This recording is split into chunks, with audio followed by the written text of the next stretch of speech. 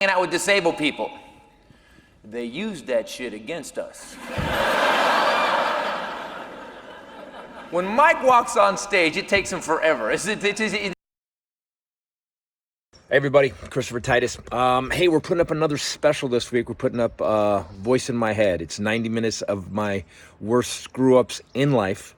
I am in my backyard right now. And guys, I've been reading about this, the 19, and it's bad. Please stay in. Do not screw around. Do not say this is some kind of hoax, because it ain't. It's harsh, and it hurts. And some people ain't gonna make it. So stay in, stay safe, enjoy another 90-minute comedy special. We did Love is Evil last week. Thanks for the response. And when we get back to work, which we will get back to work fast if everybody just stays away from each other. If we burn this thing out, we're good. If we keep mixing and doing stuff, it's gonna take forever. Don't buy the hype. It's bad. Here's Voice in My Head. Please enjoy it. Here's our special for this week. And then subscribe to the channel, and we will be giving you Armageddon updates and podcasts and new comedy specials. Thanks, guys. And be safe. I love you all. Bye.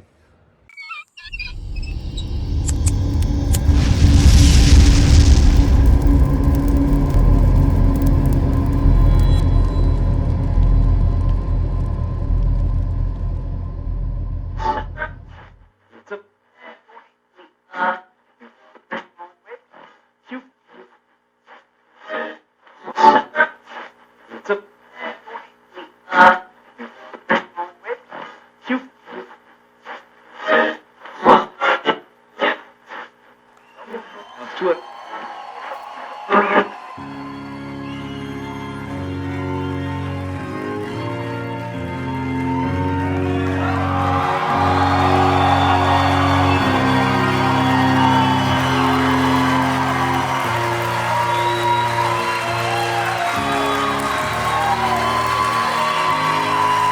Dearly beloved, we are gathered here today to get to this thing called life. Electric word, life, it means forever, and it's also a breakfast cereal. Tonight, we are gonna go to the Church of Comedy, Fresno, California Parish. We want you to bring your pain, because we got jokes in an open bar, ladies and gentlemen. Tonight, we are gonna use the power of comedy to heal the pain of the outside world, to stop that tumor growth that started in you when you spent Christmas with your relatives. Tonight, we are gonna take you to the Church of the Epic Fail, where bad decisions are the motherfucking religion. Yes, because I am the minister of mistakes. I am the shaman of shitstorms. Ladies and gentlemen, if there was a fuck-up pope, I would have a 3-foot hat. Now, what is an epic fail? A failure is when your car runs out of gas. An epic fail is when your car explodes because you used an old sock for a gas cap. Can I have a hallelujah? Yes. My name is Comedy Titus. I am a loser, and I can prove it. Now, we all feel like losers sometimes, don't we? Don't we feel like it? But you guys got nothing on me. Unless your address is cell block B, top bunk, you're drinking toilet bowl wine and wearing lipstick because every day in prison is Valentine's Day, I win. I said one sentence one time that cost me $30 million. Who wants to play, bitches? And just to be clear, I had $0 million when I made the $30 million fuck up. Yeah, oh yeah, I'm the worst kind of loser, because I succeed at something, then I take it one step further to epic failure. My whole life I thought I was a loser. You know, in those brief moments of my life I said, I'm not a loser, I'm a winner. I had my dad right there to just stomp that delusion with a steel-toed insult. And then if my self-esteem pulse continued to beat, my father would point out that I came out of the womb of a mentally ill woman, and it wasn't my fault I was a loser, it was genetic. Thank you, Dad, I love you too. Now, I'll admit it, my father was tough on me, but his father was tough on him. My grandfather came out of the Depression, and if you're in here tonight and you have relatives from the Depression still alive, don't worry, they ain't gonna be here long. Because what a pain in the ass they are. Oh, try to complain to someone from the Depression. It's kind of hot today. You don't know what hot is. When I was growing up, the sun was 1,000,000 miles closer to the earth than it is right now. We didn't have food. We ate dirt and turnips and rat feet. That's all we had. On Thanksgiving, we were lucky if we had hobo stew. Do you know how long it takes to cut up a goddamn hobo? Yeah! You kids today with your hobo cutting lasers, sons of bitches. I just said it was hot, Grandpa. That's all I said. So, you know why they're hard to deal with? Because they were badasses. They're kick-ass. We currently, in America, are a pussy generation. Oh, yeah. Oh, yeah. Try to get somewhere without your GPS. Oh, my GPS is broken. What am I going to do? But the good news is if I get there, my car can parallel park itself. Oh, my God. We're so lame, we can't even do this anymore. And if you're in here tonight and you have a child under the age of 10, I don't need to meet the kid. I know the kid's a pussy. Oh yeah, I called it. I have two, 8 and 11. My job every day, I look at the Lord, please God, depussify these children.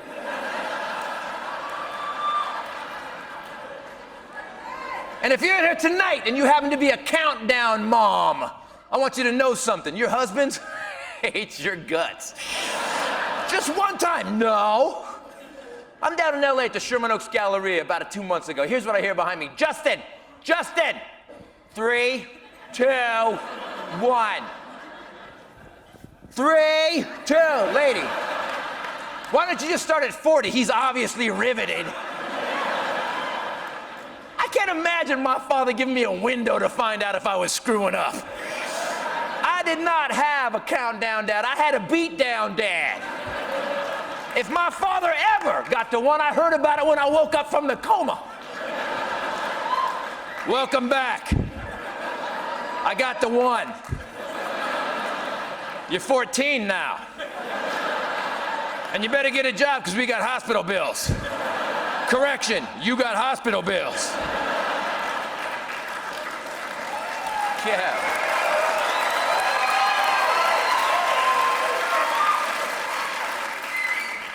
And we become so uptight about kids, and they're gonna get hurt. Oh my God, our kids are getting hurt. What's gonna happen? All this horrible things happening. We're so protective of our children. Oh my God, don't let anything get there. Try to help someone else's kid. Go to school with your kid. Try to, hey, let me show you how to do that. No. I don't want you to help it. I want Devin to discover it. No, I don't want to teach him. Let him discover it. I was showing him how to use a fork. I know, let him discover it. He's fucking 11. Can I at least cut off the food supply and increase the learning curve a little bit? I can't imagine my dad, let me discover it. My father had a schedule for my ass. At 9 months, you learn to crap and wipe yourself. At 13 months, you learn to crack a beer and you bring it to your father and you don't spill a damn drop. At 2.5 years, you move to the Philippines, you start building tennis shoes for Nike. Let's go. I need a toddler with a job. Legos ain't free. My father built a 500 horsepower jet ski boat that he taught me to ski behind when I was 5. And I don't know if you know how a jet boat works. It sucks in water through the bottom and blows it out the back with the force of 3 fire hoses. So skiing behind my dad's boat was kind of like being a civil rights protester in Selma, Alabama. At 5.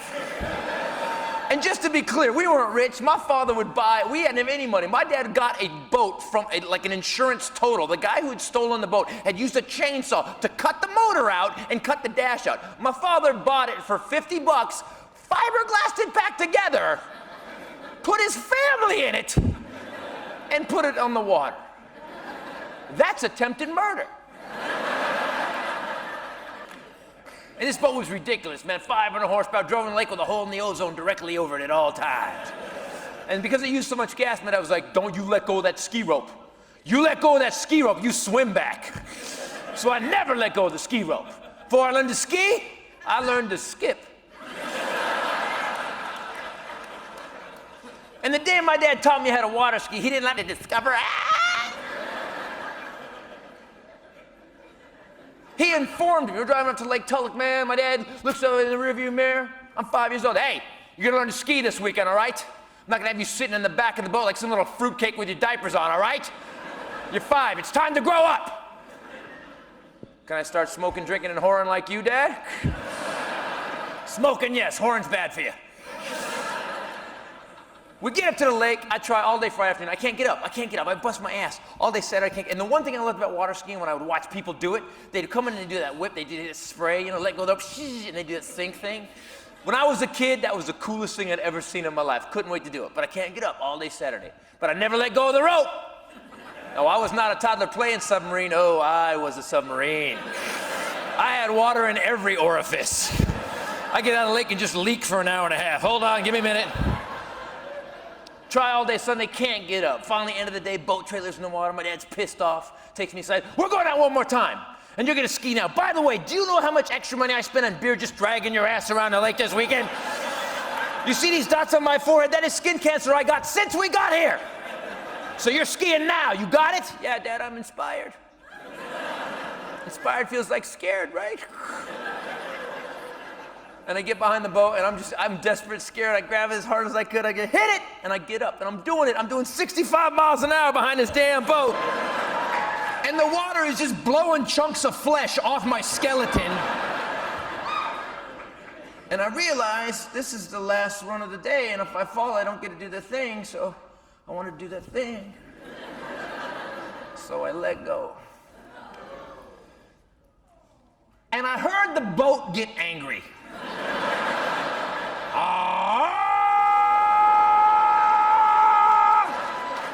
And my dad pulls up and I go, Dad, I got him. He goes, you loser! I busted my ass all weekend to teach you to ski, and the second you got up, you let go. I'm not even sure you're my kid. Get in this boat and shut up. And that was the day my inner retard was born. Yes, now, some of you may know what the inner retard is. Let me tell you what it is. The inner retard is that little voice in your head that hates your guts. See, it's there all the time. Everyone has one. Every woman in here has one. I met the best guy ever. He's the one I'm gonna marry. You know he's sleeping with your sister, right?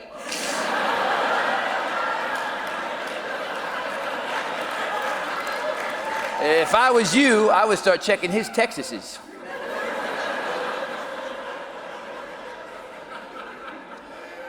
Don't laugh, guys. You got it too. Some of you got it tonight. Some of you got out of the shower today. I'm looking good. I'm gonna get some women tonight. Yeah, get ready for a whole lot of no.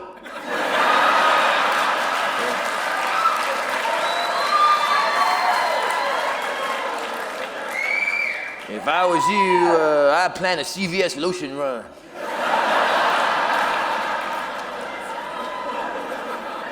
Now, before we go any further, I want to talk about the word retard, because a lot of people get pissed, especially here in California. Oh my God, you can't say retard. Oh, you can't say retard. In my life, whenever I've used the word retard, never once have I thought of someone with MS or CP or Downs or autism or has got legs going out the back of their shoulders because one of their chromosomes forgot to tell a DNA strand it was going on vacation. That is just disabled. And as a matter of fact, if I ever saw someone calling someone like that retarded, they would have to deal with me physically. That's right.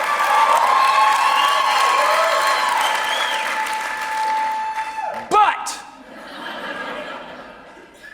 every man in this room has a buddy who, after his 5th beer, will hang out a car window. Hey, cops! You want to fight, you bunch of queers? That guy's a retard. Sorry.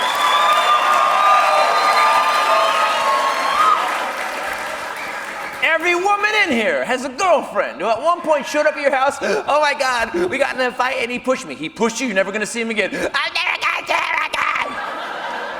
2 weeks later, not only is she seeing that dude again, she's moved in and agreed to marry him. Retard.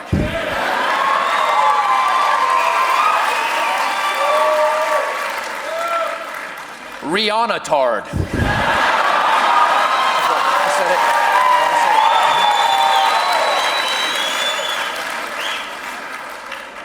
And let's define the word retard. What does it mean? It means you were born a certain way. You were born a certain level, but you didn't live up to that. You were behind where you should have been. You were retarded, right? But let's talk about this. That guy in the Olympics with the blades for legs, let me ask you something.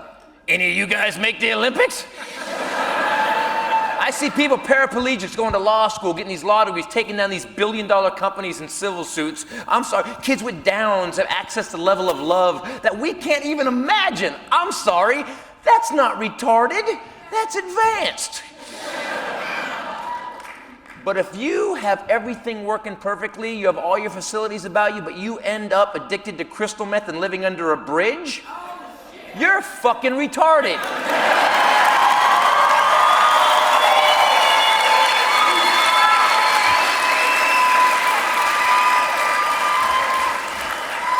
I have a friend of mine, I got a buddy of mine, got cerebral palsy, a guy named Michael Laronin, very funny comedian, man, but he's knurled up, man, he's like this, and his brain is fine, but he's like this. And let me tell you something about hanging out with disabled people. They use that shit against us. When Mike walks on stage, it takes him forever. This is how he gets on stage. See how creeped out you already are right now? He gets to the microphone, this is how he starts the show. I just want everyone to know that this happened since I got here. Don't eat the nachos. Very funny. Very smart, too. So one day we did our show, we're back east, we did shows on Saturday night. Sunday morning we go to breakfast. At breakfast he brings his buddy Tony, I got my buddy Tommy with me. Waitress comes over, asks Tony what he wants, tells her, asks me, I tell her, asks Tommy, tells her. The waitress turns to Mike, looks back at me and goes, what will he have? And I look at Mike because I know something's gonna break off. And I look at him, I see Satan flash across his face. And my first thought was, you don't deserve better parking because you're an evil prick.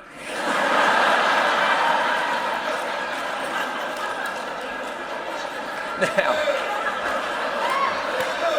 what I thought was going to happen, I thought Mike was going to get indignant. I could handle myself. Instead, Mike goes the other way, turns the level of disability up 3,000%, and goes, I would like to order boobies. Yours will be fine, thank you.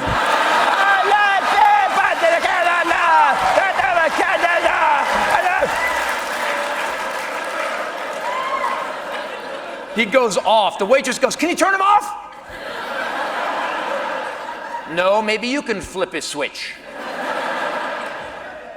For the next hour and a half, Mike destroyed this woman's psyche. Man, if she put a glass of water down, bam! Oh, that was a tsunami.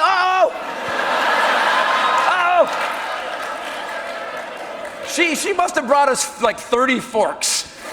I dropped another pokey thing. I'm sorry. I need another pokey thing for my chicken fingers. How many fingers do a chicken have?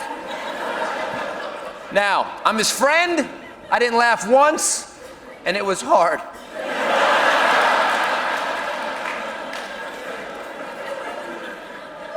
End of the meal, she comes over with the check, and she's got the check, and she's just shaking. The check's vibrating in her hand.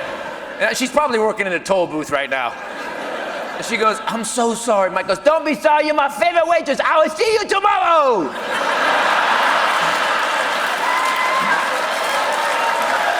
Yeah.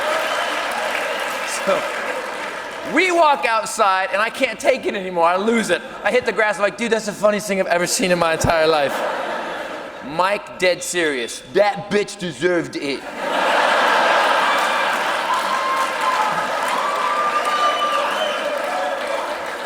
That, my friend, is a retard. So are we clear where I stand on the word now? Good. Here's why I'm claiming this word back for us. It describes us. Some of you guys, every day there's something retarded in your life. Some of you get out of bed every morning, get out of the shower, look in the mirror, oh, that tattoo was retarded. What was I thinking, man? I had retarded jobs. Early on, one of my early jobs, I was Darth Vader. I wasn't the Darth Vader. I was a low-rent, white trash, teenage Darth Vader, which is the name of my next movie. See, my high school was run by the mob or the teachers union, you pick.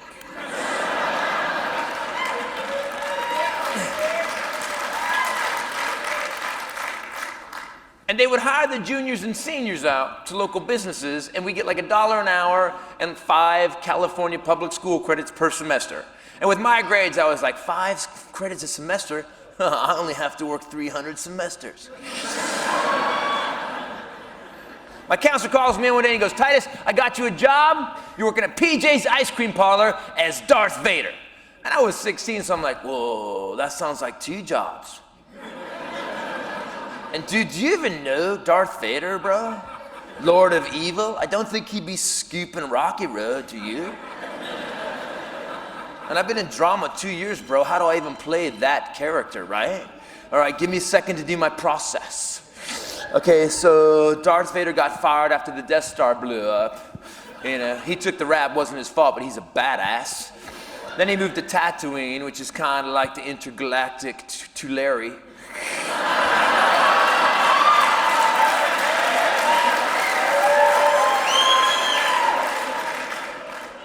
Jabba got him addicted to crystal meth. He did some time for trafficking.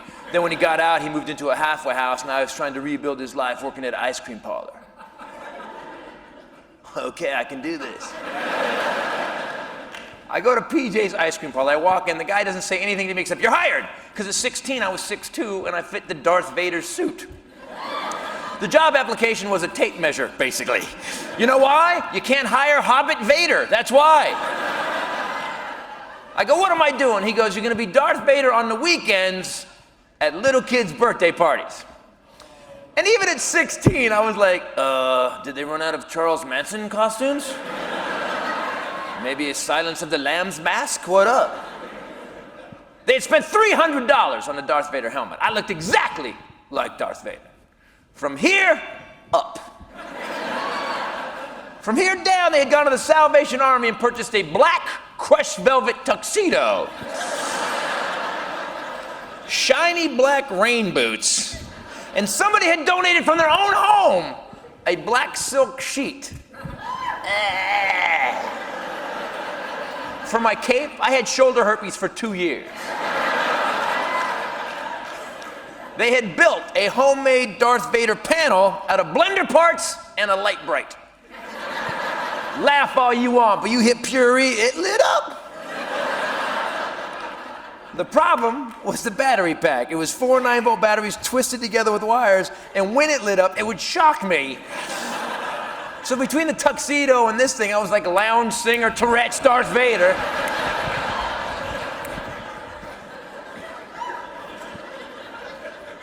I go, what am I doing? Oh, guys, here's the plan. What you're gonna do on the weekends is when we're having the birthday party, you're gonna wait outside the curtain, and while the party's going on in the back room, when they get to the happy birthday song, you whip the curtain open and you reveal Darth Vader. And I'm cool, I'm so stoked. But I'm 16, I don't sound like Darth Vader. Luke, I'm your father, bro. I made that noise with my mouth.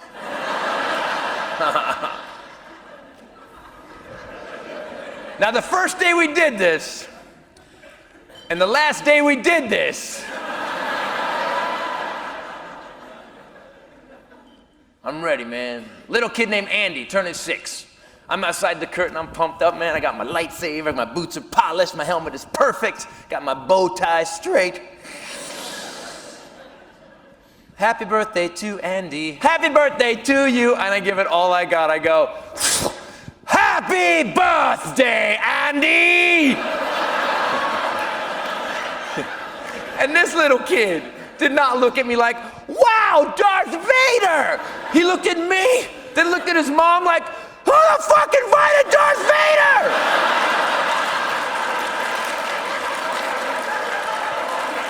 And I see him panic. So instinctively, I reach out for him. Right, and he saw the movie because he goes, ah! At that point, the clown, who's my hype man, jumps in front of the kids and goes, don't worry, guys, it's only Darth Vader. Yeah, kids, relax, it's only Darth Vader. Jews, chill, it's just Hitler. Two things that scare children more than anything are Darth Vader and clowns, and they're working together.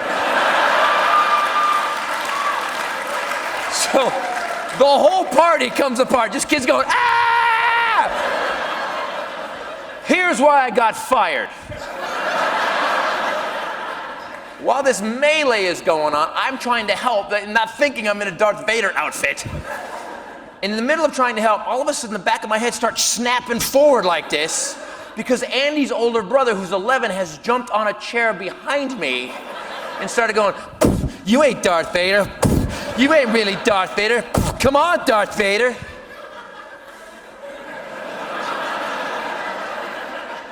And I was in character. So I went, paf!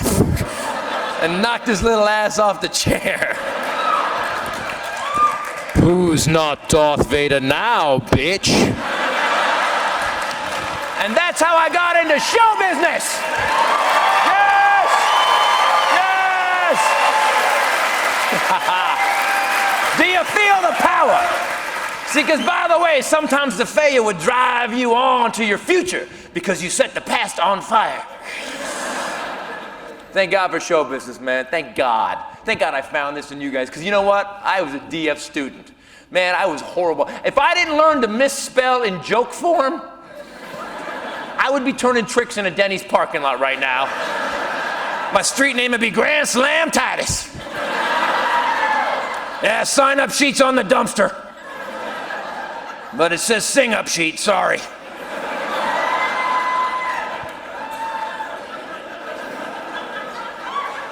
And I want you to know something, and just let me acknowledge you guys for a second. This is my 5th comedy special, and I have to tell you something. That I'm playing this theater and you guys all came tonight is an honor, and it's humbling. But I want you to know something. I earned this shit.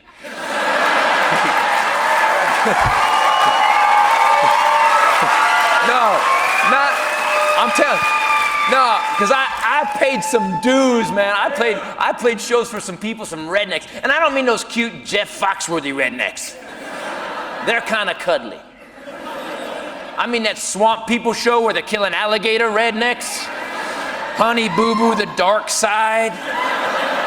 Yeah, we caught us a couple of gators. We're going to use a towel for soup, the skin for some shoes, take the teeth down to the local kiosk at the mall, sell them to the tourists, and use that money to go see Christopher Titus. I hear that show's a humdinger. Those people. And I'm not doing a character. Those are the people.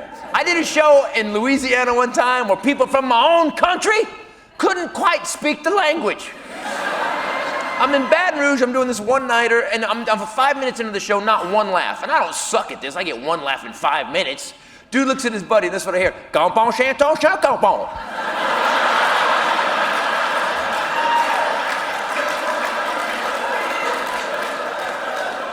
the hell are you speaking, banjo? What the hell is that? No, boy, that's Creole. Creole banjo kind of sounds the same to me. And I would go on these road tours, do these horrible one-nighters through these little tiny clubs. And the last tour I did down south was called the Macon Tour. It was called the Macon Tour because that was the crown jewel. That was Saturday night. You couldn't wait to get to Saturday night. Do you know how sad your life is that you're looking forward to get to Macon, Georgia? And every night on the way to Saturday was these horrible little towns, these tiny, tiny ass little towns with one club, and they did something different every night in the club to keep the doors open. Like Monday night was Wet T-Shirt Contest, sponsored by K-Rock with Bobby and Steve. And Tuesday night was Air Guitar Championship, sponsored by WBAS, The Bash with the Wild Man. And then Wednesday night was Lynching, sponsored by K-Boot, Georgia's best racist country, with Philip and the Klansmen. And then Sunday was Black Panther Barbecue House Party, sponsored by K-Soul with Playa and Smooth. Because the guy that ran the club wasn't a racist, he was a capitalist. He didn't give a shit. So I'm on stage when I do my show, everything's going all right. In the middle of my show, this human planet stands up in the back of the room. He's a monster, and he's wearing a white Boss Hog hat. That's why I can see him, and he starts ambling towards the stage. Because when you're 730, all you can do is amble.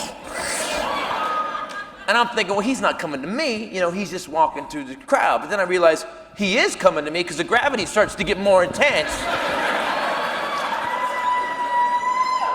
The dude walks right to the edge of the stage. I am mid-joke, reaches up, snatches the microphone out of my hand, turns back and goes, "Ladies and gentlemen, if there's a Kathleen Mason here, your baby's got 104 temperature, and you need to get home."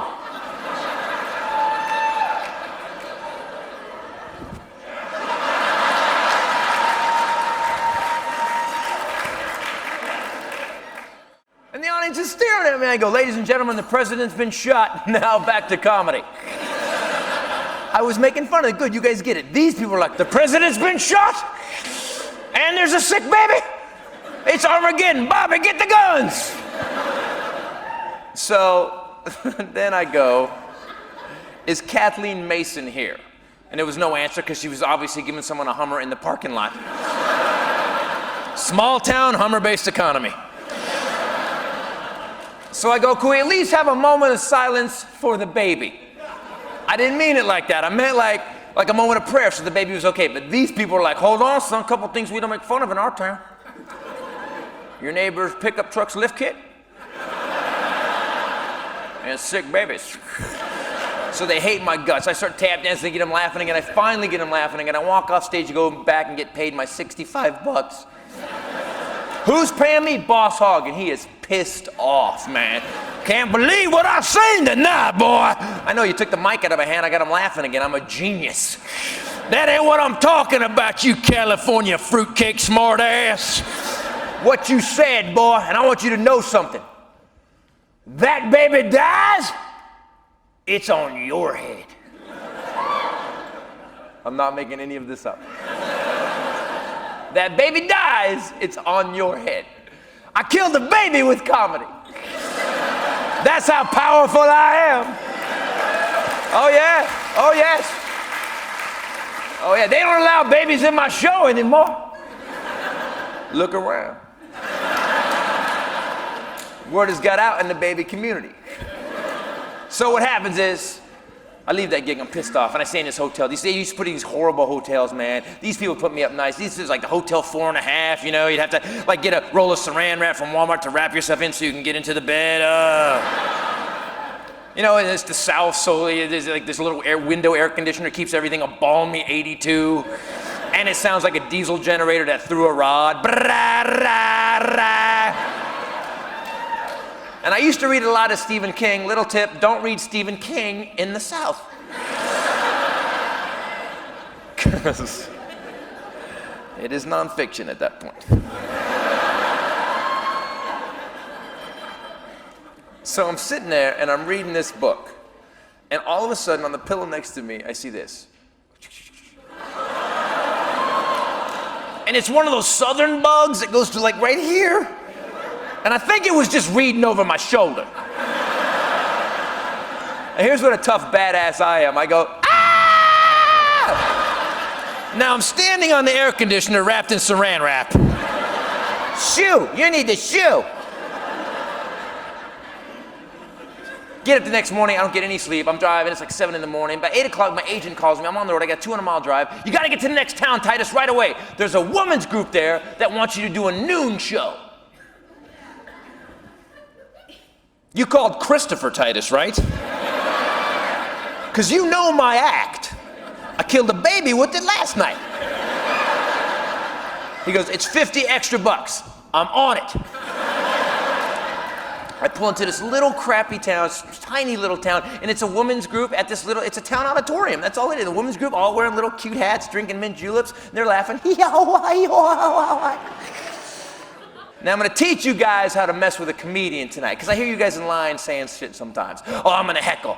Go ahead. On this stage, any comedian that works here will disembowel you.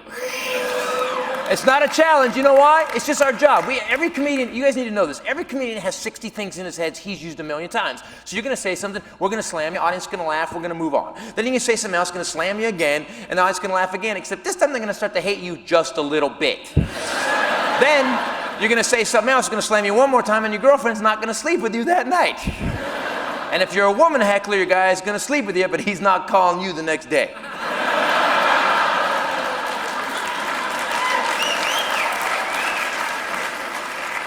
Then, if you say one more thing, I'm going to go to my ace in the hole. I'm going to get two guys at work here that are bigger than me. They're going to pick your ass up and drag you out while the rest of us sing We Are the World. That's what's going to happen. That's what's going to happen. If you've gone to a lot of comedy shows, you've seen it happen. I'm not making that up.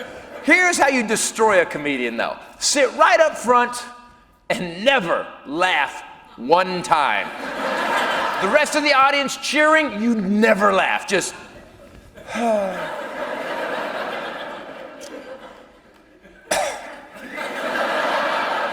And every couple of minutes, shake your head just a little bit.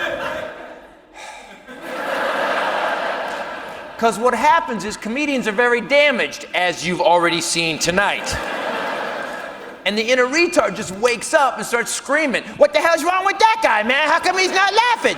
The rest of these people are laughing. What the hell's wrong with him? You know what it is? Because they're stupid. You put the wool over their eyes. That guy, though, he's looking into your soul.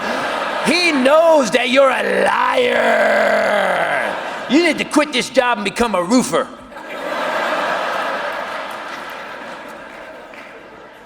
So I'm doing this show for this ladies group. And everything's going well, except for this one woman. This one woman sitting right about here. Now I'm gonna yell at you in a second, ma'am. Just so you know, I'm not yelling at you, though. I'm yelling at that whore. Because not only will this woman not laugh, she won't look at me. If I look at her, she goes, And my inner retard is freaking out, man. He's like, what the hell did you do to that lady, man? All the rest of these ladies are laughing. Everybody's laughing. Why is that lady? Ooh, maybe that's Kathleen Mason. You killed her baby. You killed her baby. You killed her baby.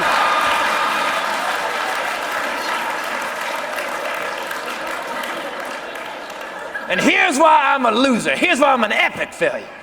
Because I could have just kept doing my show. Could have kept just doing it. Audience wouldn't have known. They wouldn't have known because they were looking at the back of her head. They had no idea the one-act play that was going on in my skull. I could have just done my show. Instead, here's what the audience sees.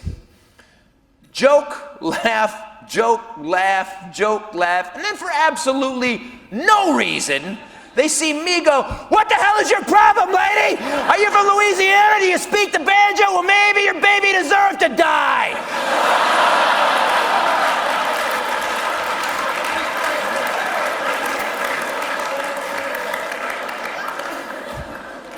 And this crowd just got quieter. Dead silence. And my inner reacher's like, I believe we're done here.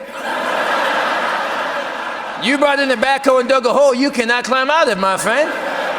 It is time to say good night. And I go, good night. And it's noon. So now I look mentally ill. I walk off stage to dead silence, nothing. I go backstage, it was a little kitchenette, because it was a town auditorium.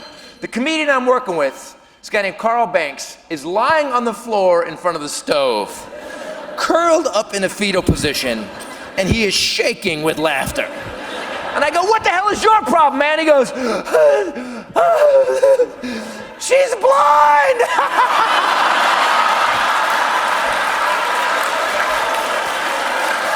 She's blind!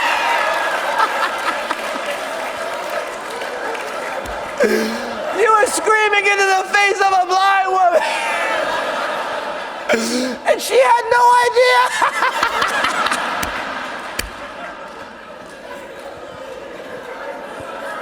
Do you feel the power of the fail? Yes, you do. But I am not making fun of rednecks at all, because every state has them. We've all been to Merced. There used to be a club there, man. Merced, called Sweet Willie's. And I used to do comedy there all the time, man. And I'm gonna teach you guys another way to mess with a comedian. Heckle, but don't say anything. I'm doing a show, by the way, Sweet Willie's owned by a guy that couldn't afford an Applebee's franchise. So what he had done is paint a building to look like Applebee's, went to a flea market, bought a bunch of crap, and just bolted it to the walls. He built piece of Crapplebee's is what he built.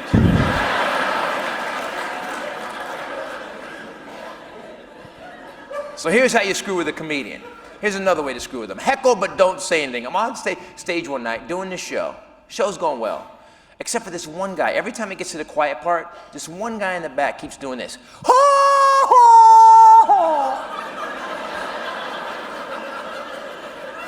How do I deal with the noise, right? So I kind of move on, I ignore it, move on. 2 minutes later, so I turn around, I fire off one of the things that I have in my head that I've used for years, gonna make them look stupid, audience laughs, we move on. Now I've been doing this a long time. Most of the time, I make someone look stupid, they are smart enough to take a long, tall drink out of a shut the fuck cup. This guy's quiet for like 10 minutes, right? He's quiet for like 10 minutes. Everything's going. I'm doing this bit that builds to an applause. Right before I hit the last joke, and I lose it. I go, dude, what do you do for a living? He goes, I'm in the Air Force. I said, why, you couldn't get into a real college?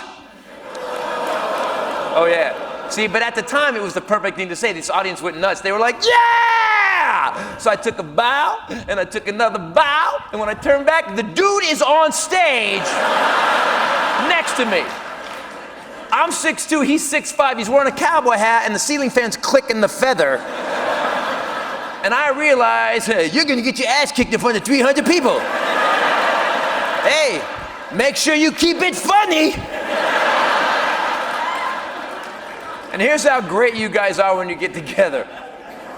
In desperation, I turn to the crowd, I go, if this guy touches me, how many of you guys gonna kick his ass? And the whole crowd went, yeah!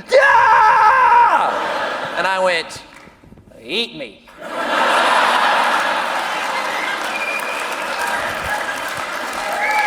And he sat his country ass down. Beat the hell out of me in the parking lot after that show. Because I made a big mistake. I had a glass of wine with the owner of the club, I got paid, everybody's left, right? I go out to the parking lot, I'm putting my key in my car, and I hear, so, you don't like the Air Force, huh, faggot? Well, now I'm frightened and morally offended. Because not a fighter, wasn't a fighter, not at all. And the problem is when you're a dude and you hang out with other dudes, every group of guys has one guy in it who is a fighter. Either he's a martial artist or an MMA guy, or he's just insane. And the problem is when you're hanging out with that dude, if something really does go down, you're pretty much his date. Give me your keys and your wallet, go get them, I'll wait here. I'm gonna order you a Cabernet, I'm gonna have a Pinot Grigio. Go fight him!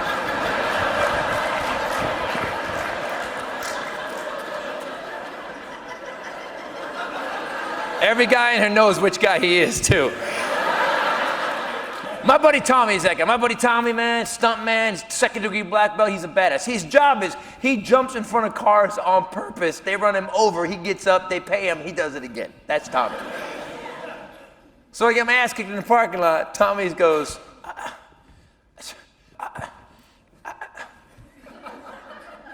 I can't be here all the time, man.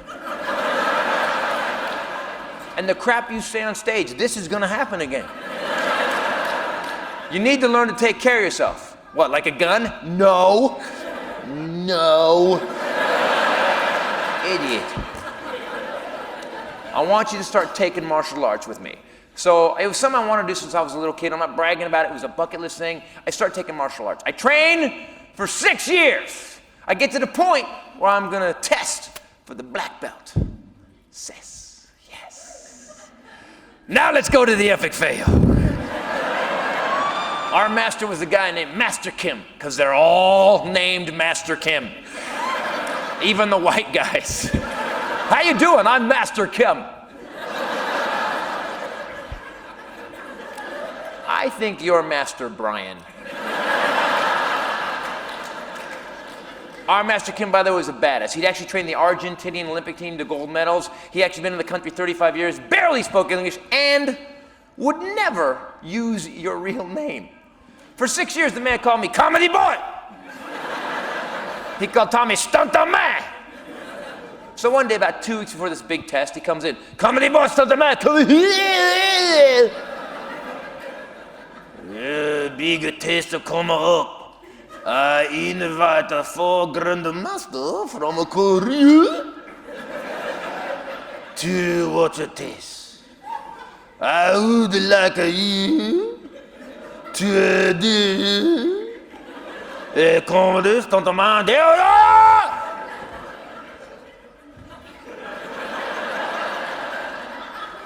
What did he say? Ah, look, comedy stuntman. Oh. What did he say? We find out after some time he wants to do a comedy stuntman demonstration. Okay, I'm a writer. I write the scene, Tommy practices, we practice for 2 weeks. Badass. Now, we're gonna start the story here. I had just passed my test. Success. Now we're gonna head towards the mountaintop of the epic fail. Master goes, everybody go to do this, all between adult and kid, and comedy boy, stuntman, go! And we do this fight scene. It's pretty cool. Tommy's a great stuntman. If I just swing at him, it looks like I nailed him. It's great. At the end of it, he runs at me full speed. I put my foot in his chest. I shoot him over my head. He lands in these boxes. Place goes nuts. Parents are going crazy. Kids are going, wee! We could have stopped right there. But I had told Tommy earlier, I said, dude, when they're all clapping, what we're gonna do is we're gonna grab 2 cinder blocks, we're gonna put 2 bricks across them, and then on 3, we're gonna break the bricks. And Tommy goes, cool, because he knows how to do it.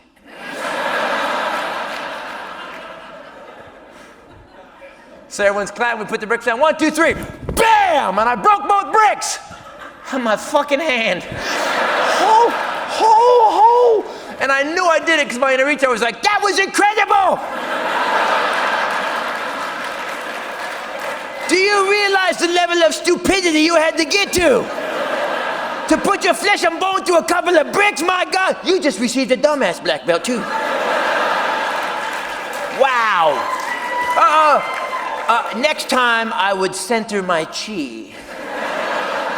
Now, I know it's broken, but I can't bitch up. There's $4 grand, I can't beg it. Oh, my hand's broken! By the way, I had just got my black belt. Now, the only thing I can use it for is to make a splint. So as cool as I can, I pick the cinder blocks up and put them in the corner. I set them down, I go stand in the corner, because I'm a black belt now, that's right. I'm a badass. And I'm gonna stand here and try not to pass out. That's what I'm gonna do. And I'm just standing there waiting for the kids to finish, and I hear, Comedy Boy! Yes, master. Today, you black belt. You're going to help a kid test. I want you to hold the board for a kid to break.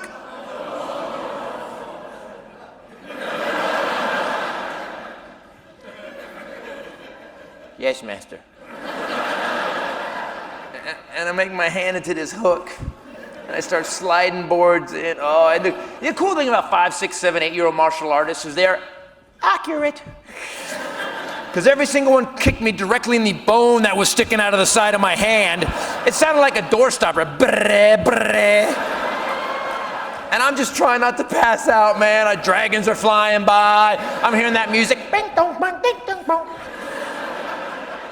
We get through that, master goes, everybody good test, I'll see you next week. I grab my bag, I head out the door, I'm going right to the emergency room, and all of a sudden I hear, Comedy Boy! Oh.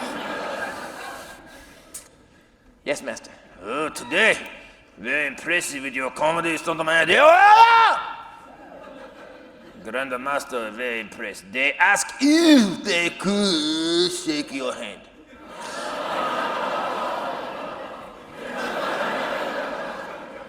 Yes, master. And these are 4 80-year-old Mr. Miyagi touch of death guys. And I know that every single one of them that grabbed this hand was like, oh, that feel like bag of Lincoln logs. But I did it, I couldn't say no, it's disrespectful. So I did, I said, ah! They get the who's in the way? They get say who's there? They get in the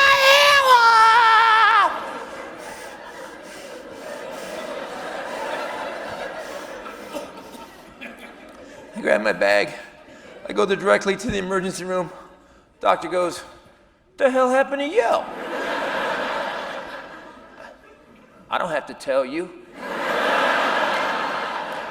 I'm an American. I didn't just break it, I shattered it. I have a piece of titanium from here to here. I'm part Terminator now, bitches. If I keep screwing up like this, watch out, Skynet. I go back to class 2 weeks later, my hand's in a cast, and I go, "Master, I want you to know what happened when I broke the brakes. I broke my hand." He goes, "Oh, that's why." "Why what?" "After you leave, Grandmaster asked me why you tried to speak Korean."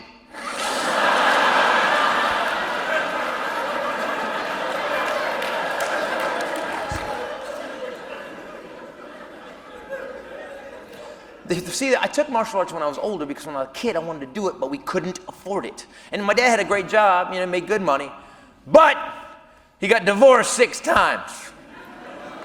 So we had money on Friday. And on Saturday, the mailman drove it away.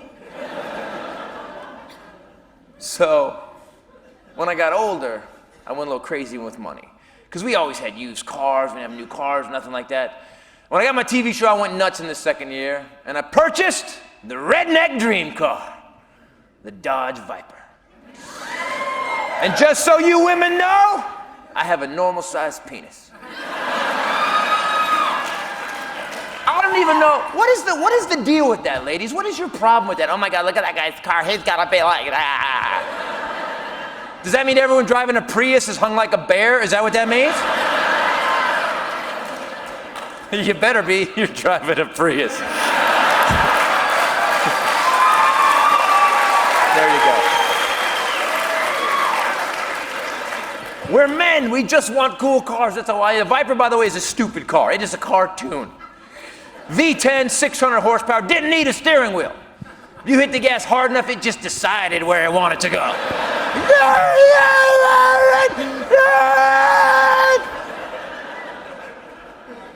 I realized in about a day, I'm gonna kill myself and possibly some other people in this car. So trying to be smart, I go to Willow Springs Raceway down in Southern California and get a driving instruction class. Willow Springs, by the way, is where they shot that Elvis movie, Spin Out. So here's the ingredients for this story.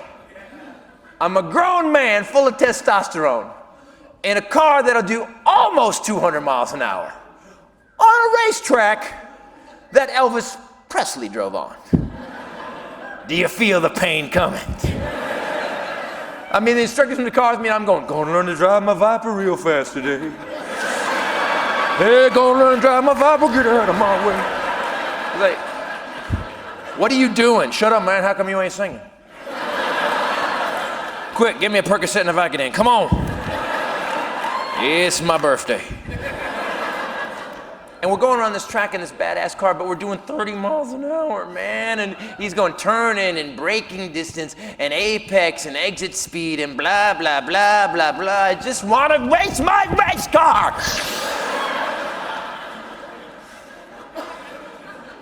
So we get around the track twice, and he goes, "What do you think?" I think I'm ready to go, I'm going and go. And he says, "Okay." Let me give you guys a tip.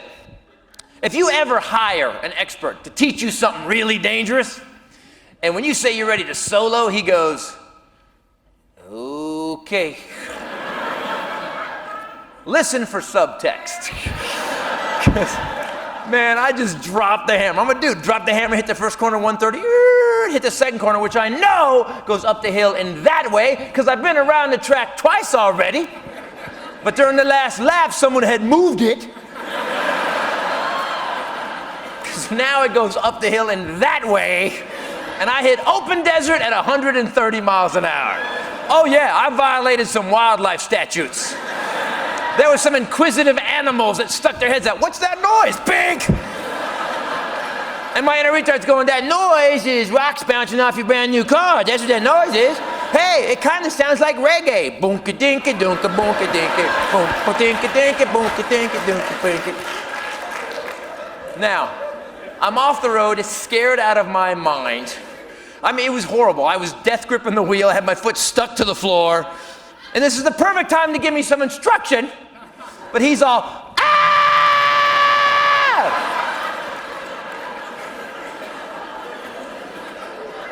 So my best friend jumps in, hey man, just aim back for the track. You got this, you got this. So I aim back for the track. The edge of the track has a bump of asphalt this big along it. I hit that at 130 miles an hour. And shall we say the Viper lost purchase with the earth, nay? Now I'm sideways at 130 miles an hour, looking directly at the instructor. Perfect time to help me out, but he can't see because of the crying. Here are the next 8 seconds of my life. Now I'm backwards at 130 miles an hour. And I did what most men do in the situation. I just let go. I figured, how much worse could this get? Here's how much worse. The car flew off the infield, backwards and sideways at 130. I had a 2-foot drop, and I no longer need a driving instructor. I need someone who knows aviation. Like if he'd have tried to instruct me then, I mean, shut up, I don't need you unless you can pull the flaps. We flew so far, I prayed 3 times. Please God, don't kill us, please God, don't kill us. We hit on my side, the car went up totally vertical like this, and paused. Even my inner retard was like, I got nothing.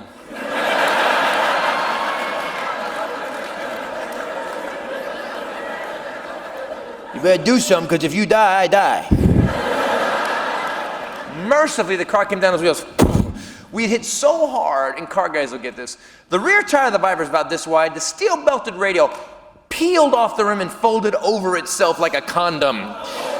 Hear the oh shit from the guys just then? Front end broke, radiator fell out, front tire popped. Does anybody here ever wrecked a car in the dirt with their windows down? Because it was as if the universe in its infinite wisdom had decided to turn my brand new car into a planter. The Lord went, let's see how much outside we can put inside. Just dirt. And we're stopped, but my brand new car is making this noise.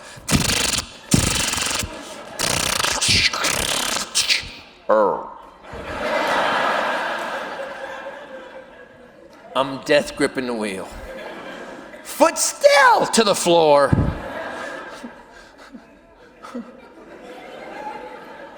The silhouette of the instructor slowly comes through the dust.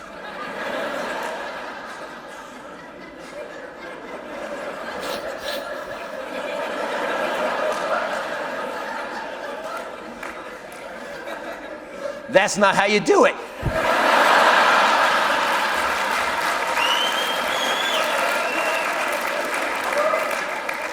Okay.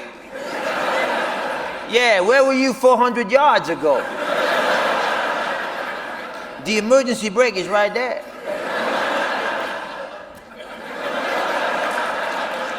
I believe our instructor needs an instructor.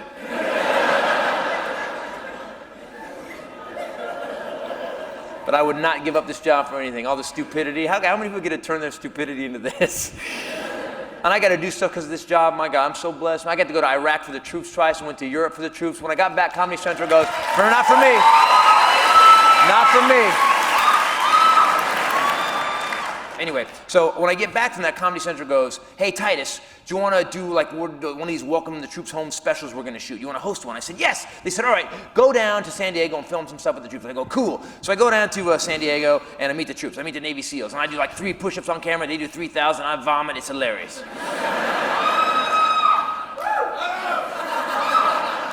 Then we go over and they put me in an altitude chamber, but they didn't tell me they were going to do it. They turned the oxygen off and I passed out, which I have to admit, when I watched it, it was hilarious. I don't remember it because it burned out 2 of the memory centers on this side of my brain, and I had to relearn how to use a spoon with this hand, but whatever. We do a fake parachute thing, it's great. We get done with that, and I go, all right, we done filming? Cool. All right, I'm gonna go get ready for the show. And I start to leave, and one of the guys goes, hey, Titus, before you go, man, do you wanna go play with the attack dogs? See, now you heard what was said. But I'm a whore. Look what I do for a living. My job is to get in front of a bunch of drunk strangers and make them like me. That's pathetic. You know why? Because I don't like myself. I need you guys to go, you're funny, we like you. And I go, yay, I don't have to suck on a bullet again tonight. Ha ha ha ha. No, thank you. But if there's a camera on me, that means there's possibly millions of people through the camera that could like me too. So when you guys heard attack dogs, I heard, hey man, you get to be on TV some more.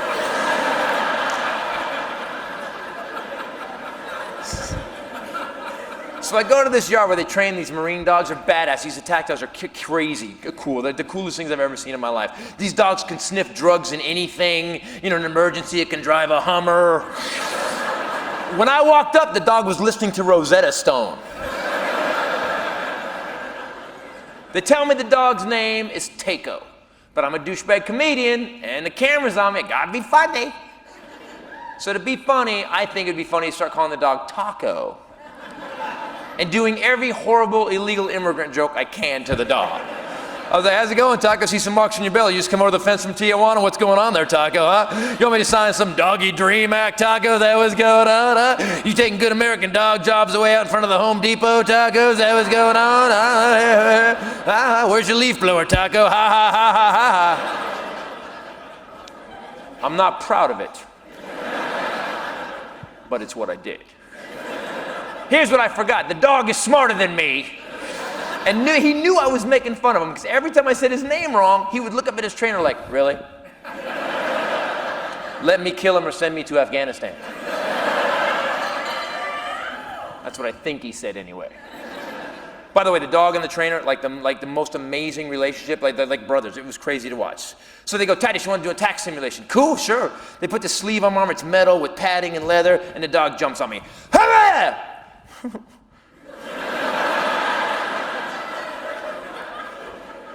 And I'm telling you, this thing was metal. And I don't mean it with metal. I mean it was 58 Cadillac tail fin metal. And this dog crushed it around my arm like it was a moisturized butt wipe. I was like, no mas, Taco, no mas, no mas, Taco, stop it!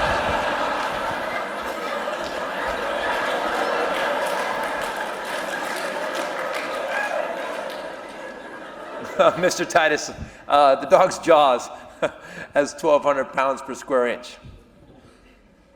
Yeah, someone could have told me that. This is not like PetSmart at all. So I go to the camera guy, we get it? Yeah. So I start to leave. All right, guys, I'm gonna get ready. I start to leave, and the dog's trainer goes, Mr. Titus, before you go, do you want to do a full-out running attack simulation? You're a comedian, you probably couldn't handle it.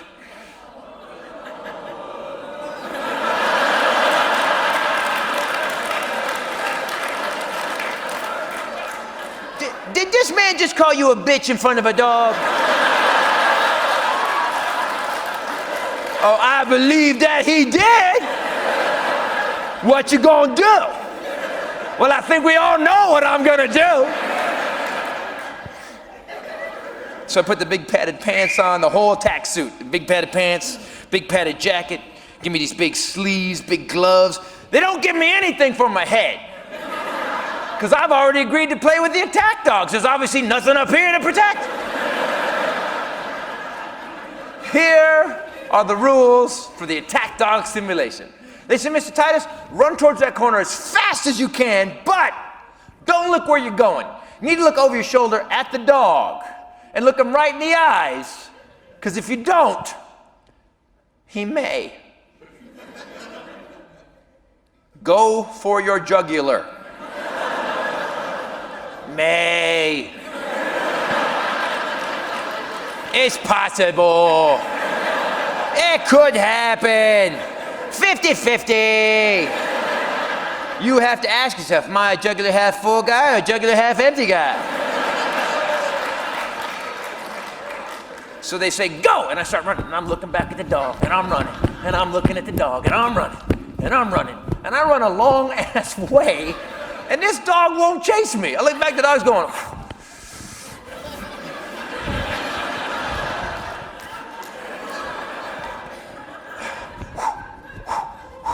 all the trainer does is lean down and touch the dog. Dog went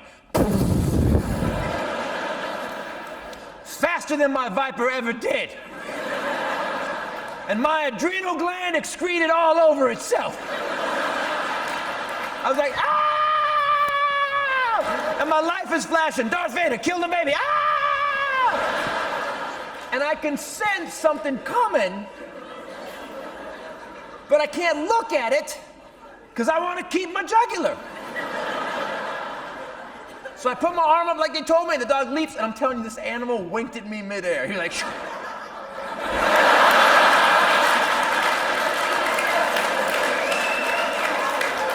The dog hit me, I turned, fence!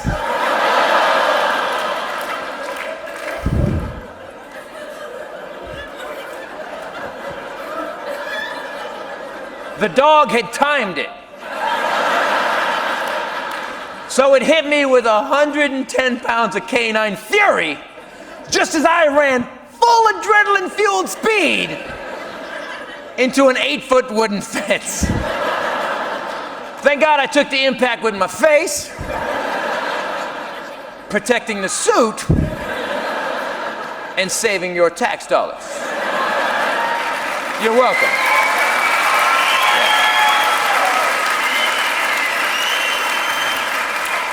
So I bounce off the fence. I'm half knocked out. I'm bleeding. I'm laying on the ground. The dog continues to attack me. I'm like 185. He starts slowly dragging me through the grass, like, ah, ah, ah, ah. And through my haze, I can hear the trainer going, Taco, release. Taco, stop it. Taco, release. Taco, heel. Taco, stop it. And the dog won't stop attacking me. I'm like, oh, good, this one has PTSD. Fuck. Get this dog some help, Congress. The guy finally gets over to us. He, again, just touches the dog. Dog instantly. Camera's still rolling. Trainer leans down this far from my face and goes, the dog's name is Taco, asshole. Come on, buddy. Do you feel the power? Yes.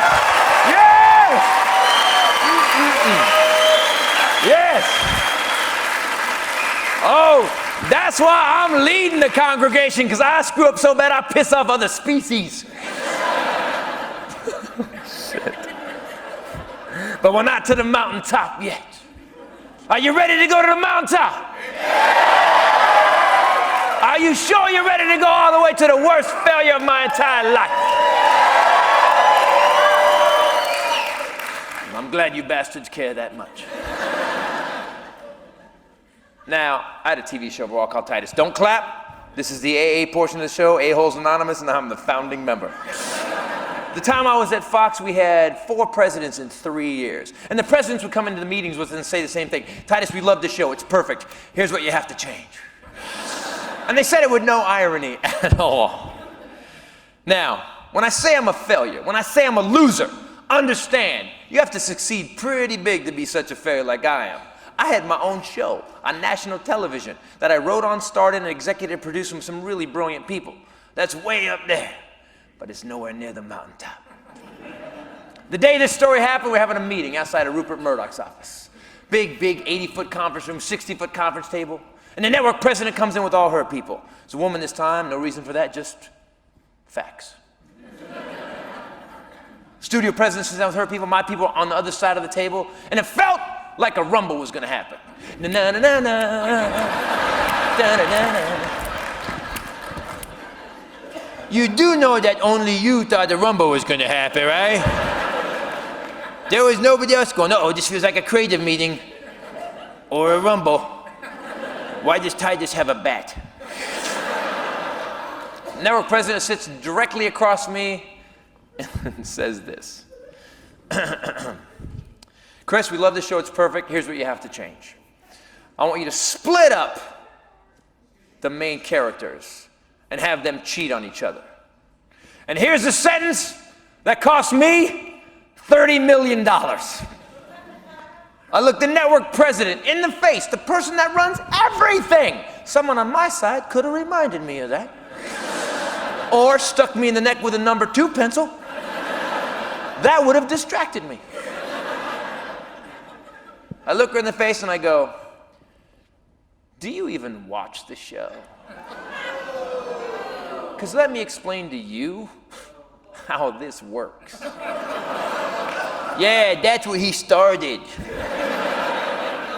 I go, the show's based on one premise. 2 dysfunctional, screwed up people together make a great couple that can survive anything. If I split them up, then all of a sudden they're scumbags like the rest of the world. They're not funny, they're not honest, audience doesn't like them anymore, and the show's over. So guess what? We're not doing it! And I knew when I finished, it was gonna be like Gladiator, man. Everybody's gonna be on their feet. Are you not entertained? And I finished, and I was the only one standing. And everybody else was quiet, and it was quiet. The only sound I could hear was the thermostat lowering itself. And then a tumbleweed blew across the table. And for some reason, I heard Clint Eastwood's voice. Wow, that was retarded.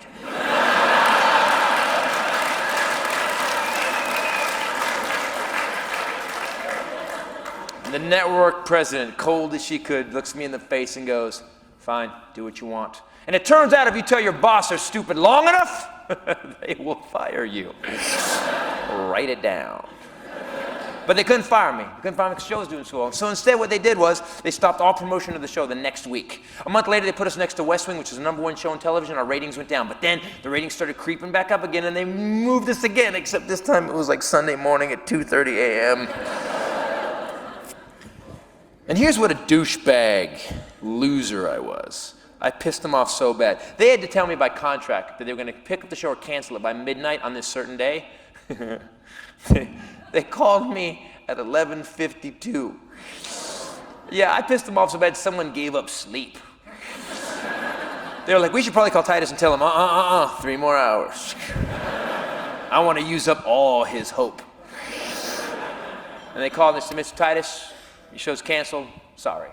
And the phone went down. And the second the phone went down, I realized it was my fault.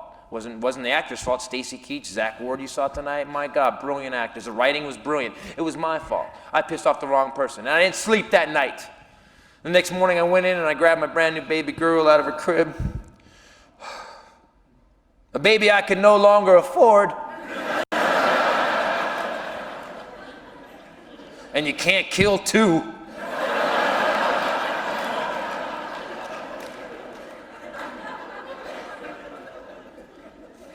And I sat down in my very expensive house that I just purchased that I could no longer afford. And I glanced out the window at my totaled Viper. That was now officially a lawn sculpture. And I cried for an hour and a half. Because I realized no matter what I do in this life, no matter how successful I get, I'm gonna find a way to burn it down. And I'm sure me crying for an hour and a half is not gonna mess with my daughter when she's 19 in therapy. I have dreams of daddy sobbing. The next 4 days were not good for me, people. I had a breakdown. I was walking in the house in one flip-flop, open road, bottle of vodka. Ah! I hate the network! I love the network. We can't work it out. And in the middle of my nightmare, my loving, caring wife at the time got in my face and said, you are such a loser, you can't even keep a TV show on the air.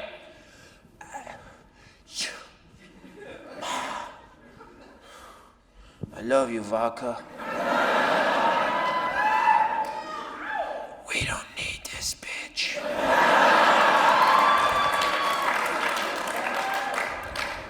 So I divorced her, ha-ha. 4 years later, after I proved I couldn't keep a TV show on the air.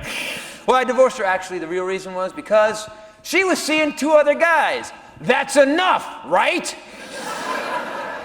And I came home one night for one of these road gigs out on the road for you people, and she said, all our money's gone. I go, what do you mean? She goes, our bank accounts are empty. What? They're overdrawn. I go, what happened? She goes, it was identity theft. And so I called the LAPD, and I got them to investigate. And they did handwriting analysis, and they investigated. And they found out it was identity theft, but it turns out my wife had stolen her own identity.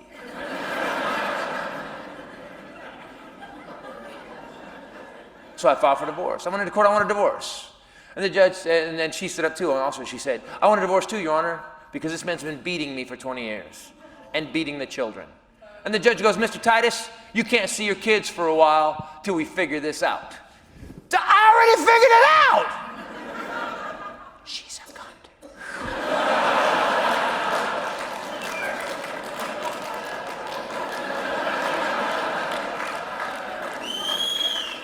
Now I want to talk about that word for a second, because I know that word is kryptonite to every woman in here, and I want you to know something.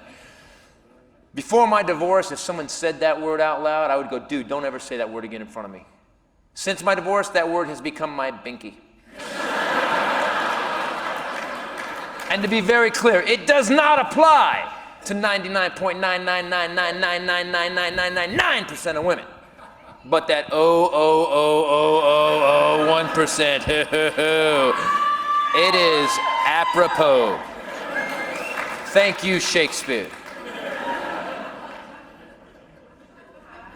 And they took my kids away, and they said I had to move out of my house in 12 days. So in a very, very, very, very, very short time, I went from having everything I'd ever wanted in life to failing at my job, failing at my marriage, failing my children, failing financially, and I had to face that I failed as Darth Vader. And in all this nightmare, one amazing thing happened. A month and a half after it happened, I met this girl, this amazing girl, 5'11", smoking gorgeous, 13 years younger than me, and it's crazy hot, like model hot, way out of my league hot. And frankly, that was enough. You don't even need to speak English. You can speak the banjo and I'm cool.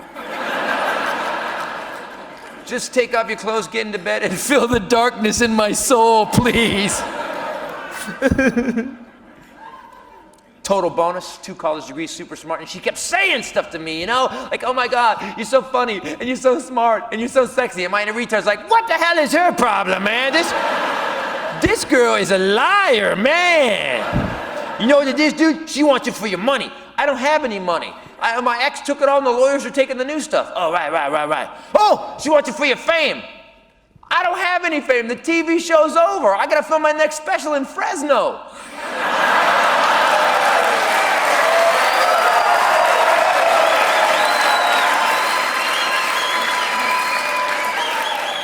Yeah, keep that up. You might do in the next one in Turlock. Oh, I know what it is. Oh, she's more screwed up mentally than you are. Aha. That had to be it. That's every relationship in my entire life. Every woman I ever met, it went crazy. Just went crazy. And I hear you people that have these unicorn relationships. Yeah, we dated for like 6 years, then we just decided it wasn't right, so we split up. We're still best friends. Wow. What is food like on your planet? Every relationship I ever had ended with cops. And me behind a door going, just get her out, man, just get her out.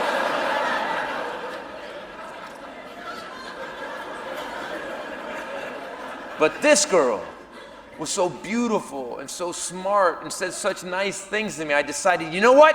I'm sticking this one out till she kills me in my sleep. And then I was in Phoenix working. Love going to Phoenix in the summer because it's hot, super hot. And if you're depressed, you can go to a park, sit down, and just watch little kids burst into flame.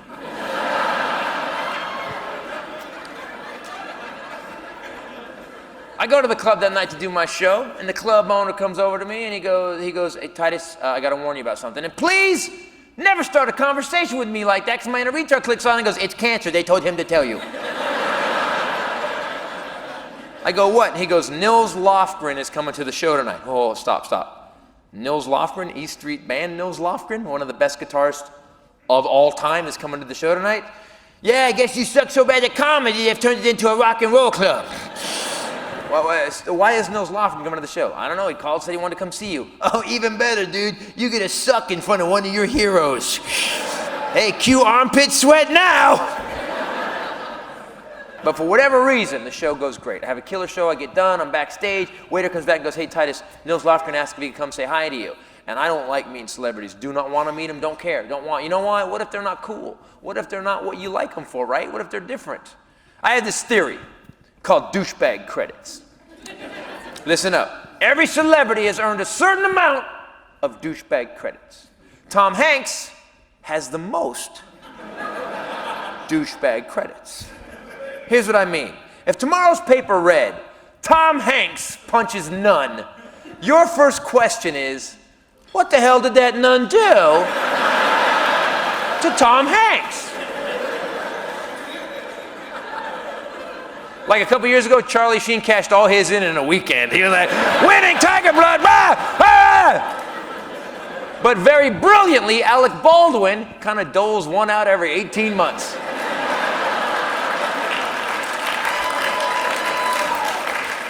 That's why you never hate Alec Baldwin. He never lets his balance get down too low. You just go, fucking Alec Baldwin. I guess he's hosting Saturday Night Live again. So, like Lindsay Lohan, bankrupt. But remember Robert Downey Jr. was bankrupt? Now he's back on top again, right? You know? Okay, so you can get him back. And I really don't want to meet him. I'm a fan of this guy, man. I've seen him on the E Street Band concerts on the 70-foot screen playing guitar with his face, doing these crazy solos, doing a backflip. The dude is a rock and roll Godzilla. He comes backstage, he's this tall. And I felt like Willy Wonka for a second. Who's got a golden ticket?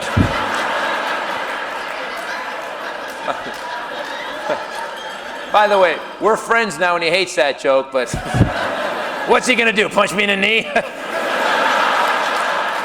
He hates that joke a lot worse. So, just so you guys know, nicest guy in the world. You know, Dana Carvey told me something a long time ago. He said, the nicest people you'll meet in show business are the most talented. And this guy, the most zen-like, he just gives it up. He goes, dude, you great show, funny, great to meet you. You know, my wife and I didn't even know about you, but it turns out Bruce and Patty are fans.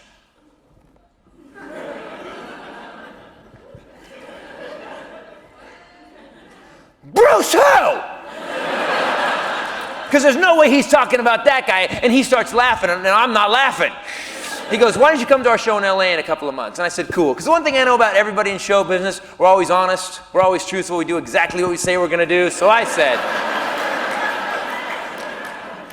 see you in LA. But my dad raised me mob style. You don't take favors from people. You do favors, but you don't take them. And then he taught me how to shoot an informant. So my plan is I'm gonna buy my own tickets, go to the concert, be that guy. Oh no, I respect you guys too much. I wanted to pay for my own tickets. But they sold out. So now what do? Well, you do what you did. You bitch up like a 7th grade girl and call Nils Lofgren. And I called him, I go, Nils, hey man, I said, I tried to get tickets. I didn't want to bug you, but you said I could come. Let me buy them though. Give the money to charity. And he's this guy. Dude, just shut up. I'll call you back in 4 days. 4 days later, I'm in my car driving. My phone rings. I pick it up. It's a woman. She goes, hi, is this Christopher Titus? I go, yeah. She goes, hi, this is Patty Springsteen.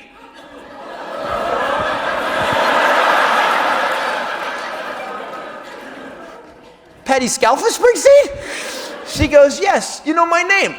Rumble Doll Patty Scalfa Springsteen? She goes, oh my God, you know the album too. You can't just call me. You have to have 3 people call me to warn me that you're gonna call me. Then I gotta make a doctor's appointment, get a Ritalin prescription, take some Ritalin, and then you can call me. And she's laughing and I'm not laughing. And she goes, I'm calling because Bruce and I are fans. And I go, Bruce who? Because there's no way. And she's laughing, I'm not laughing.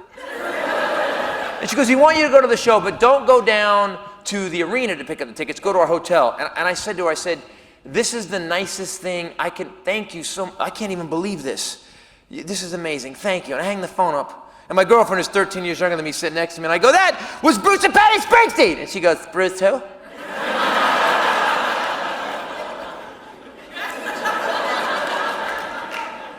No, that's not even funny. In fact, you now have to shut up for the rest of the day unless NSYNC calls you.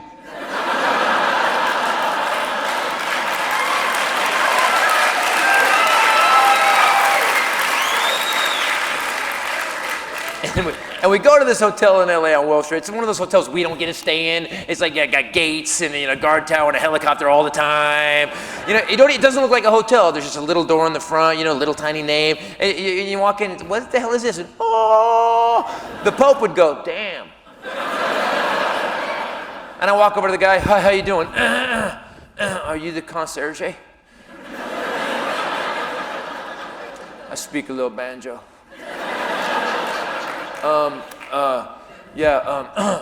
Do you have something for Christopher Titus? And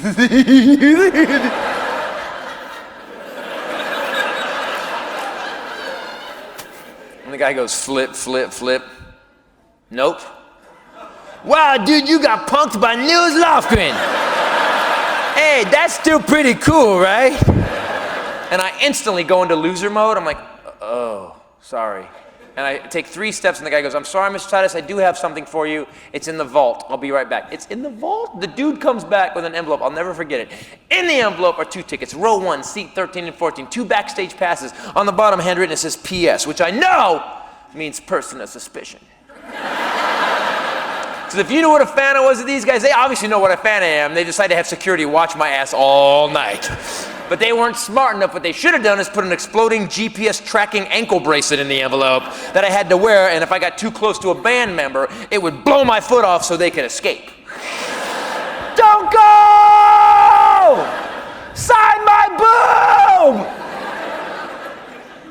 And my girlfriend goes, P.S.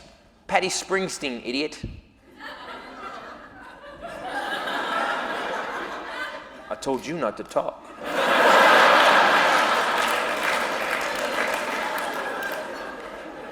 We drive to this concert, and I have to tell you something. I'm telling you this story because if you had it, I want to hear it. In my life, whatever I've done, I've never had access like this. We park behind the crew trucks. We go through a back door. We're standing in this little area right offside of the stage, and there's only 3 couples. It's dark. There's 2 other couples, myself, my girlfriend, and that's it.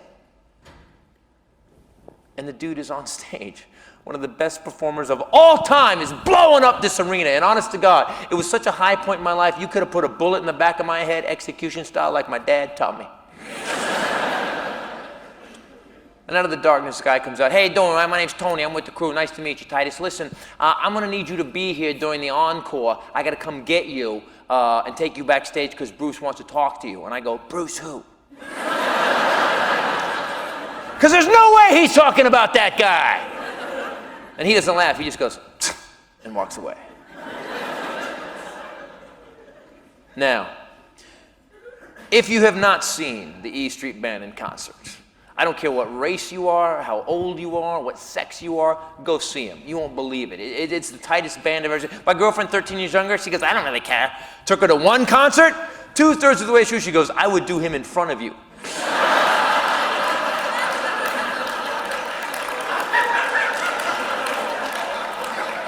I know, right? Hell, I might do him in front of you. They're very good.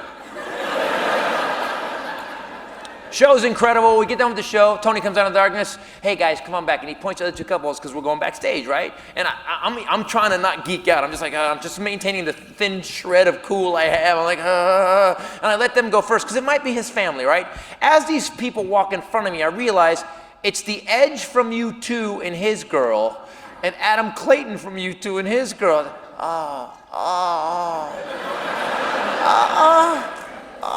I turn to my girlfriend, that was the Edge from U2! That was the Edge from U2! She goes, stop hitting me, I'm filing domestic violence charges!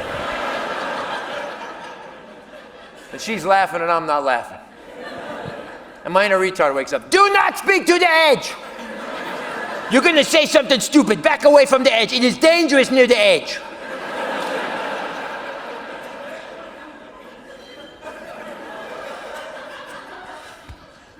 But it's Edge. And I barreled right up to him. How's it going, Mr. The Edge? Oh my God, I can't believe I'm in you. I'm such a huge fan. You guys are devout without being overtly devout, and your music is so inspirational. Oh, dude, when you guys came out with Vertigo, because you keep pushing the envelope, I couldn't believe that album. I didn't know it was you guys. Uno, dos, tres, catorce. What the hell is that, man?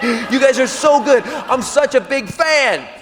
Now, had he stopped talking right there, this would be an amazing story.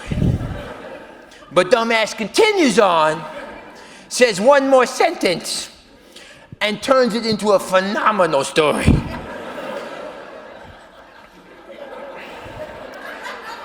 I look the Edge from U2, international superstar, in the face, and I say, dude, I've bought so much of your stuff, I paid for that shirt.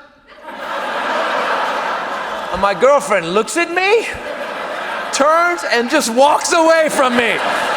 She just bailed on me.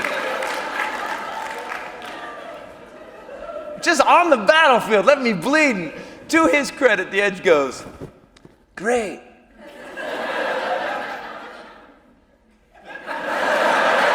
Okay, that's how people look right before they call security. Back away from the Edge.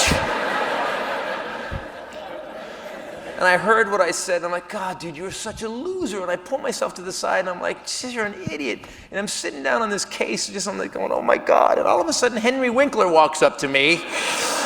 Do not ask him to go, hey. Don't do it. And for whatever reason, in this moment of feeling like crap, Henry Winkler's wife walks around him and goes, you're on that show Big Shots. She liked Big Shots? She goes, oh my God, you were so funny on that show. What a good actor. It's so nice to meet you. Wow, pleasure, pleasure, pleasure. And now my inner retard is totally confused. What the hell has happened tonight?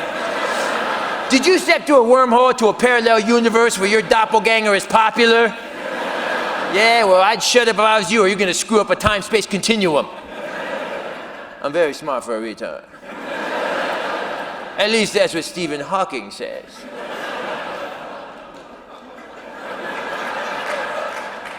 At that point, Jackson Browne walks up to me. Yeah, my retard, do not speak to Jackson Browne. If you talk to Jackson Browne, I will cause an aneurysm and kill you myself. And I'm just freaking out. I can't maintain. I'm just shaking, and I turn towards the wall. Hello, wall. Thank you, God. Oh, God. Oh, wall is good. Whew. At that point, the band gets off stage. Springsteen walks by, he hugs the Edge, says something to him, says something to someone else, looks at me and goes, hey, Titus, I got a story for you, man. It's a long story. Nah, it's a short story. Nah, it's a long story. I'll see you in a minute. And he goes in his dressing room because he's all sweaty from the show, and he's wearing jeans and a t-shirt and a black vest, and he came out later all cleaned up perfect in jeans and a t-shirt and a black vest. I'm not kidding.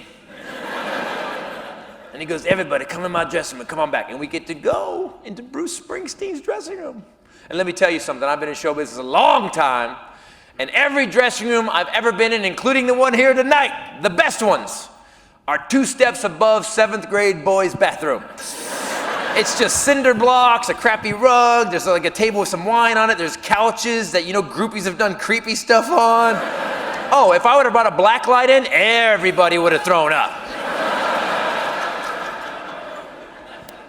And we're standing there, me and my girlfriend are standing there, and all of a sudden Bruce Springsteen and Patty Springsteen start walking over to talk to us. And I realize I'm about to meet one of my heroes. Tell him what you did first.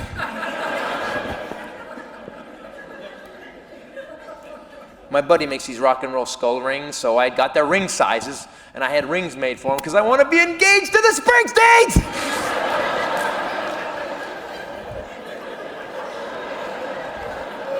Now tell him what else you did.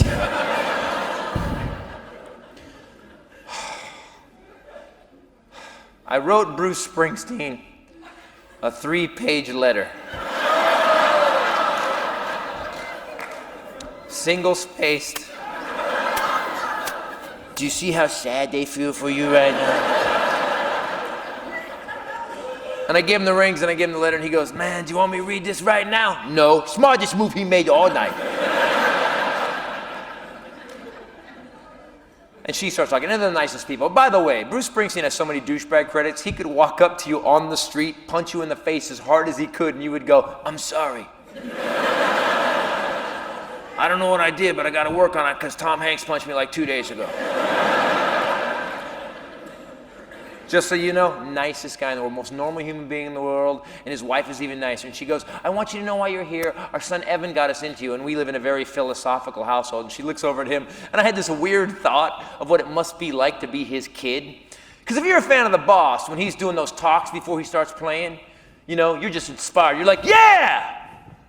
But if you're his kid, that's just your dad and he won't shut up. Like, would it be hard to live in that all the time, like on barbecue day at the house? You know, my dad used to barbecue chicken, and he used to flip that chicken with an American chicken spatula. But last year, the American chicken spatula company closed down. Now we got us these Chinese chicken spatulas. I don't know. Just ain't the same America anymore. Hey, can you give me some plates? I need 1, 2, 3, 4 plates.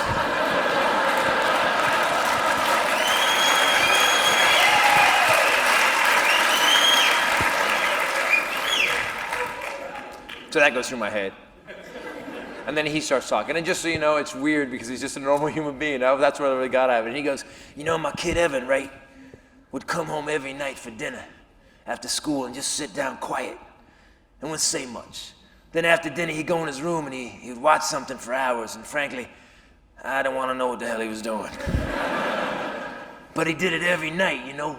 He would actually be quiet at the table and then go in his room and just watch something. And after about 2 months, he came out of his room and he had these 2 box sets to your old TV show. And he held them up and he said, Dad, this show taught me a lot about life. I want you to watch it with me. And I say,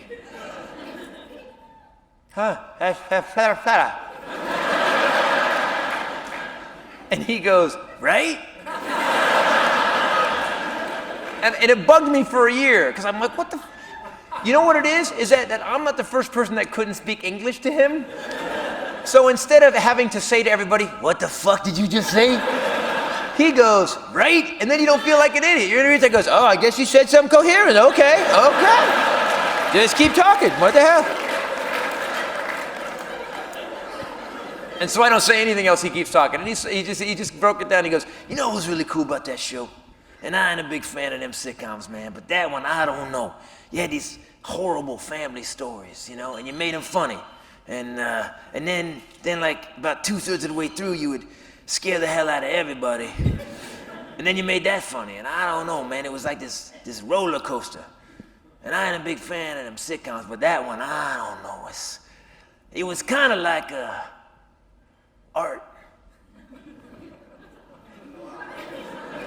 And my inner retard's going,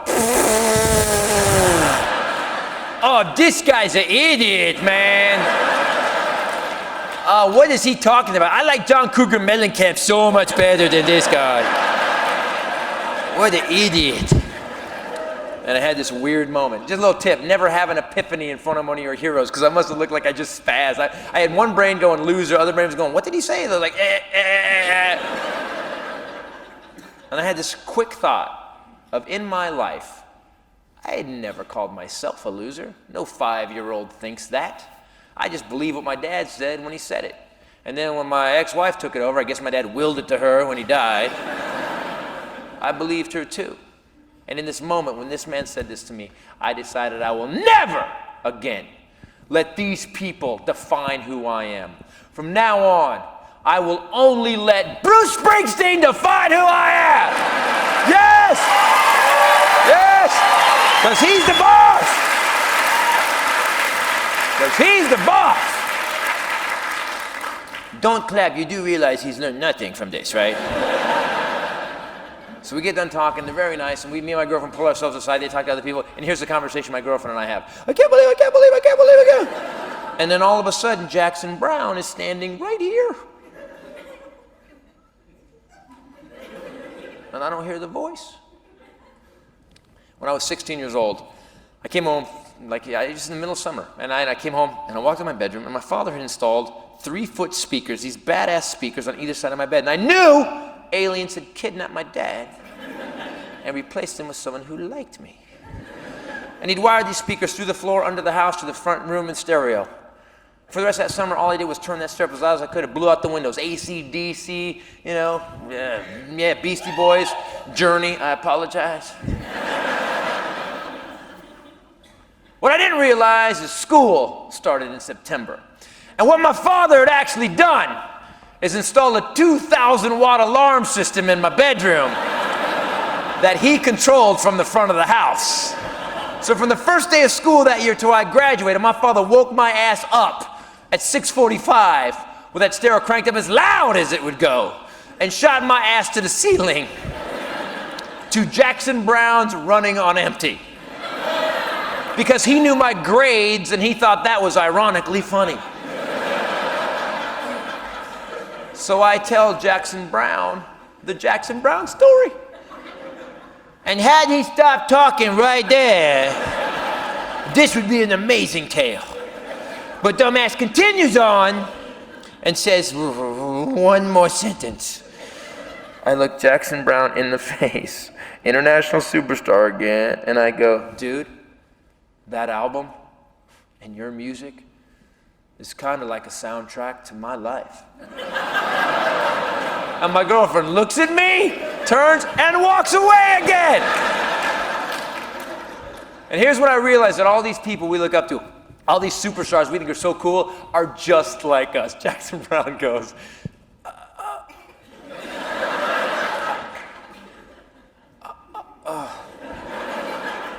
man, I just wrote some songs. Wow, dude, why do you gotta make everybody feel creepy, man? Why?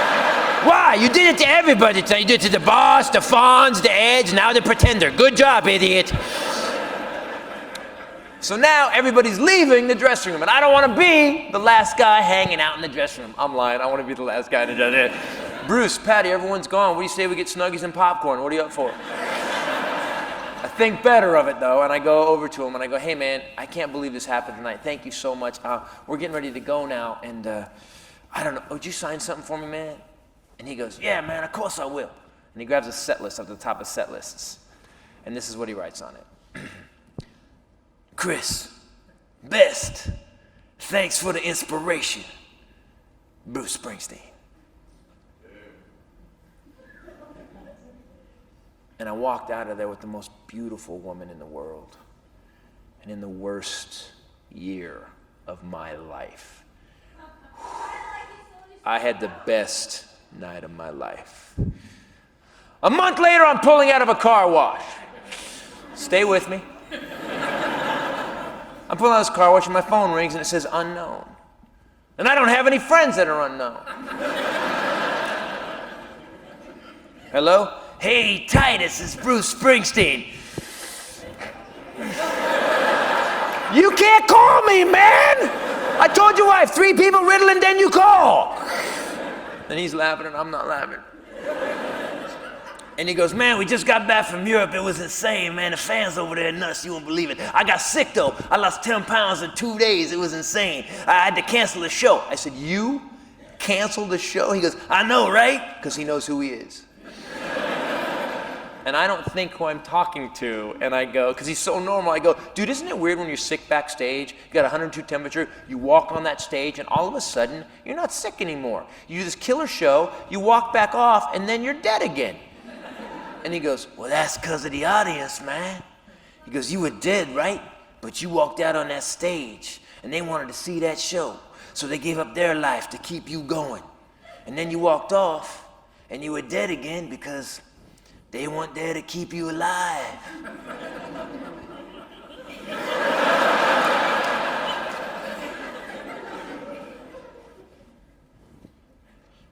Yoda?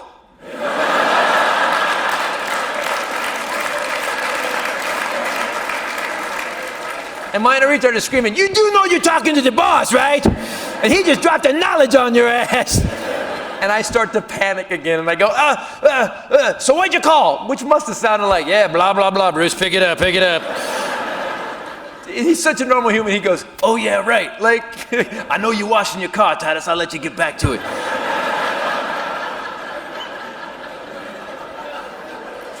Idiot, what an idiot. He goes, the reason I'm calling, man, is he goes, we got back from tour, you know, and I remembered that you wrote me that letter, and I wanted to read it, and I was looking around the house for it, and I lost it. Oh, thank God.